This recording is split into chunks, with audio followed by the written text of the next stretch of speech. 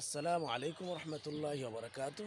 বন্ধুগণ, রমজানুল মুবারকের আরেকটি সুন্দর কাজ এবং ভালো কাজ, উত্তম কাজ পরিবারের কাজে সহযোগিতা করা। আল্লাহ তাআলা আমাদেরকে এই উত্তম কাজটুকু করার তৌফিক দান করেন, আমিন। একটি আমল হচ্ছে মানুষের সঙ্গে হাসি মুখে কথা বলা, হাসি মুখে কথা বলা। আল্লাহ তাআলা আমাদেরকে এটার ওপর আমল করার তৌফিক দান করেন, আমিন।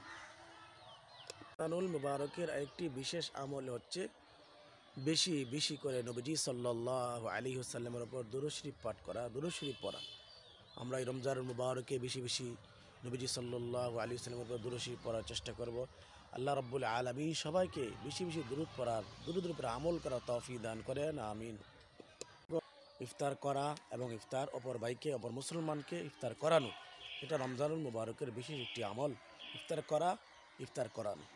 আল্লাহ তাআলা আমাদেরকে রমজানুল মুবারকে আরেকটি বিশেষ আমল হচ্ছে দ্বীনি ইলম অর্জন করা রমজান মাস। আল্লাহ তাআলা আমাদেরকে দ্বীনি ইলম অর্জন করার তৌফিক দান করেন, আমিন। এই মাসে একটি ফরজ আমল করলে, ফরজ আদায় করলে অন্য মাসে 70টা ফরজের সমান সওয়াব আল্লাহ তাআলা দান করবেন, সুবহানাল্লাহ। আল্লাহ তাআলা আমাদেরকে আল্লাহ তাআলার হুকুম, ফরজ বিধান আমল করার তৌফিক দান করেন, আমিন।